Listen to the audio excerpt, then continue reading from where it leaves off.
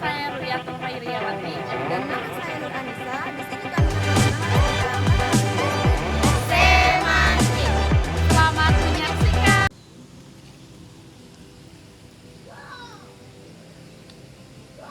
di sini saya mau menjelaskan tentang hakikat makna.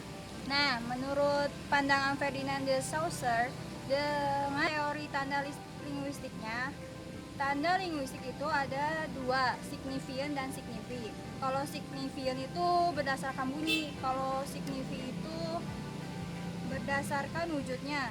Misalnya di sini kan ada berupa signifian itu seperti fonem, runtutan fonem. Nah, yang runtutan fonem itu kayak meja. Jadi M, E, J, A. Dan menurut signifi itu kalau meja itu sejenis perabot rumah tangga atau kantor. Nah, kita bisa ngereferensi ke luar bahasa dari wujudnya nih. Nah, ini namanya meja. Kan karena bahasa itu bersifat arbiter ya. Oke, saya di sini akan menjelaskan tentang makna leksikal, makna gramatikal, dan makna kontekstual. Makna leksikal yaitu makna yang sebenarnya yang berada di kamus. Contohnya, Andi membanting tulang ayam dan Andi membanting tulang agar bisa membeli mobil. Makna gramatikal adalah kalimat yang katanya berubah-ubah karena melalui proses pemingguan, pengulangan, atau pemajemukan. Contohnya itu minum, peminum, sama minum-minuman. Kalau makna kontekstual yaitu makna yang sebuah leksem atau kata yang berada di dalam satu konteks, yaitu kayak dilihat dari tempat, situasi, waktu, dan lingkungan bahasa itu sendiri. Terus makna referensi yang mempunyai referensi atau acuan. Contohnya itu kuda, mawar. Mereka itu mempunyai referensi di dunia maya, sedangkan non referensi yaitu tidak mempunyai referensi. Contohnya itu dan atau karena mereka itu tidak mempunyai acuan seperti referensi. Baiklah, di sini saya akan menjelaskan tentang makna denotatif dan makna konotatif. Yang pertama yang akan saya jelaskan adalah makna denotatif. Makna denotatif adalah makna asli, makna asal, atau makna yang sebenarnya dimiliki oleh sebuah leksem. Contohnya seperti kata kurus yang bermakna denotatif keadaan tubuh seseorang yang lebih kecil dari ukuran normal. Sedangkan makna konotatif adalah makna lain yang ditimbulkan dari makna denotatif. Contohnya di sini saya ambil dari kata kurus di atas. Juga berkonotatif netral, artinya tidak memiliki nilai rasa yang mengenakan atau uncomfortable. Akan tetapi kata ramping yang bersinonim dengan kata di atas memiliki konotasi positif. Nah, di sini saya akan menjelaskan tentang makna konseptual dan makna asosiatif. Yang pertama adalah makna konseptual. Makna konseptual adalah makna yang dimiliki oleh sebuah leksem terlepas dari konteks atau asosiasi apapun. Contohnya seperti kata kuda. Kata kuda memiliki konseptual sejenis binatang berkaki empat yang biasa dikendarai. Nah, selanjutnya saya akan menjelaskan tentang makna asosiatif. Makna asosiatif adalah makna yang dimiliki sebuah leksem atau kata berkenan dengan adanya hubungan kata itu dengan sesuatu yang berbeda di luar bahasa. Misalnya kata melati. Kata melati berasosiasi dengan suatu yang suci atau kesucian. Oke, jadi di sini Dina bakal jelasin apa itu makna kata dan apa itu makna istilah.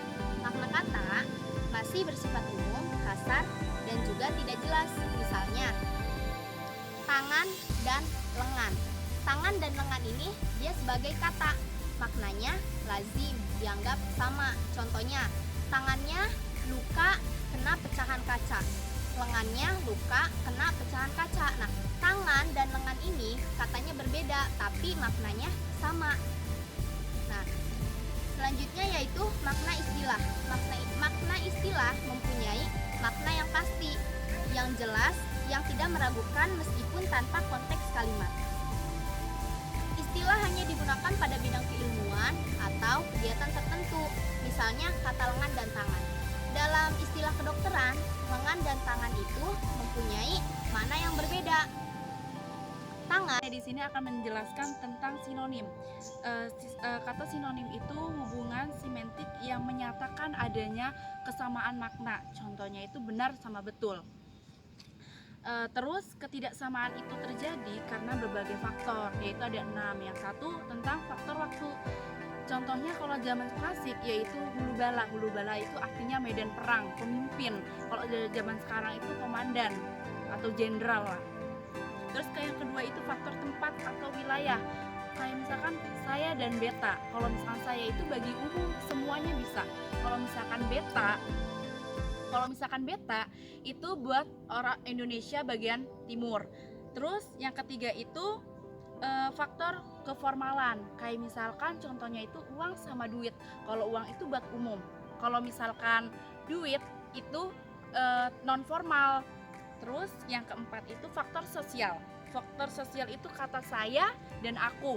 Kalau misalkan saya itu bagi umum semuanya bisa pakai saya. Kalau misalkan aku itu orang-orang yang menurut dia akrab, terus di kalangan rendahan gitu. Kalau misalkan kalau pakai aku. Terus kalau kelima itu bidang kegiatan. Kalau bidang kegiatan itu kayak misalkan matahari sama surya. Kalau matahari itu secara umum, kalau surya itu tentang ragam sastra. Terus yang keenam itu faktor nuansa makna. Faktor nuansa makna itu umpamaannya tuh melihat, terus melirik, menonton, meninjau, dan mengintip. Kalau melihat itu secara umum. Kalau misalkan melirik itu dengan sudut mata kita. Kalau misalkan kita menonton itu dengan melihat kesenangan kita. Kalau misalkan meninjau, kita melihat dengan jarak yang jauh. Kalau misalkan mengintip itu dengan kita melihat dengan cara sedikit. Jadi kesimpulannya itu melirik dan menonton tidak memiliki nuansa makna yang berbeda. Tuh, jadi kesimpulan bahwa dua buah kata yang bersinonim tidak akan selalu dapat dipertukarkan. Di sini saya akan menjelaskan tentang antonim atau antonimi. Adalah hubungan semantik antara dua buah satuan ujaran yang maknanya menyatakan kebalikan, pertentangan atau kontras antara satu dengan yang lain. Contohnya, kata baik berantonim dengan kata buruk, dan kata menjual berantonim dengan kata membeli. Kata hidup berantonim dengan kata mati. Dilihat dari sifat hubungannya, maka antonimi itu dapat dibedakan menjadi 4 jenis. Yang pertama, antonimi yang bersifat mutlak. Contohnya, kata hidup yang berantonim dengan kata mati. Karena yang hidup tentunya belum mati, dan yang sudah mati tentunya sudah tidak hidup lagi. Yang kedua, antonim yang bersifat relatif atau bergradasi. Umpamanya kata besar dan kata kecil. Berantonim secara relatif seperti sesuatu. Baiklah, di sini saya akan menjelaskan tentang homonimi. Homonimi adalah dua buah kata yang bentuknya kebetulan sama, akan tetapi tentu saja maknanya berbeda. Nah, di sini saya mengambil contoh dari kata bisa. Bisa di sini yang berarti bisa racun ular. Tetapi bisa yang lain yang berarti bisa karena sanggup. Nah, itu pengertian dari homonimi. Nah, pada kasus homonimi ini ada dua istilah lain yang biasa dibicarakan, yaitu homofoni dan homografi. Yang dimaksud dengan homofoni adalah adanya kesamaan bunyi antara dua satuan ujaran tanpa memperhatikan ejaannya. Apakah ejaannya sama? Oke, di sini Dina bakal jelasin tentang idiom dan juga peribahasa. Nah, idiom adalah satuan ujaran yang maknanya tidak dapat diramalkan dari makna unsur-unsurnya, baik secara leksikal atau secara gramatikal. Nah, misalnya secara gramatikal, bentuk kata menjual rumah bermakna yang menjual menerima uang dan yang membeli menerima rumah. Nah, tapi dalam bahasa Indonesia, bentuk membanting tulang tidaklah bermakna seperti itu, melainkan bermakna bekerja keras. Itulah yang disebut dengan idiomatikal. Idiom dibagi menjadi dua. Yang pertama ada idiom penuh dan juga ada idiom sebagian. Nah, idiom penuh adalah semua unsurnya sudah melebur menjadi satu kesatuan, sehingga makna yang dimiliki berasal dari seluruh kesatuan itu. Contohnya membanting tulang, meja hijau, menjual gigi. Nah, sedangkan idiom sebagian adalah idiom yang salah satu unsurnya masih memiliki makna leksikalnya sendiri. Misalnya, buku putih yang bermakna buku yang memuat keterangan resmi mengenai suatu kasus, atau koran kuning yang bermakna koran yang biasa memuat berita sensasi. Nah, pada contoh tersebut, kata buku dan koran masih memiliki makna leksikalnya. Nah, selanjutnya itu peribahasa.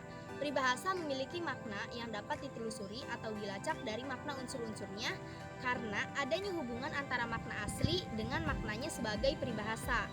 Nah, misal anjing dan kucing dikatakan ihwal dua orang yang tidak pernah akur. Makna ini memiliki hubungan bahwa binatang anjing dan kucing selalu berkelahi atau tidak pernah damai.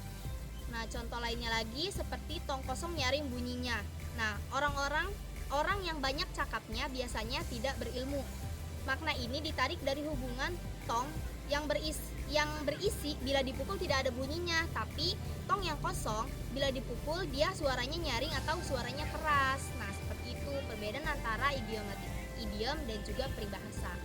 Selain ambiguity dan juga redundansi. Nah, ambiguity adalah gejala dapat terjadinya kegandaan makna akibat tafsiran gramatikal yang berbeda. Misalnya, bentuk buku sejarah baru dapat ditafsirkan maknanya menjadi buku sejarah itu baru terbit atau buku itu memuat sejarah zaman baru. Nah, mungkin makna pertama dan makna kedua terjadi karena kata baru yang dapat dianggap menerangkan frase buku sejarah atau menerangkan kata sejarah.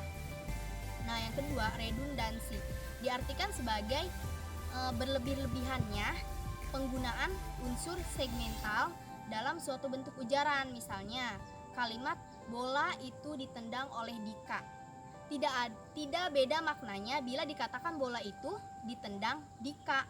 Nah, jadi tanpa menggunakan preposisi oleh pun bola itu ditendang Dika itu sudah menjadi suatu makna yang tidak berlebihan gitu. Nah, selanjutnya contohnya itu Nita mengenakan baju berwarna merah. Nah, Nita berbaju merah itu pun sudah memiliki makna, maka bentuk pertama disebut redundansi. Nah, terlalu berlebihan dalam menggunakan kata-kata seperti itu. Sekian video dari kami. Semoga bermanfaat. Assalamualaikum.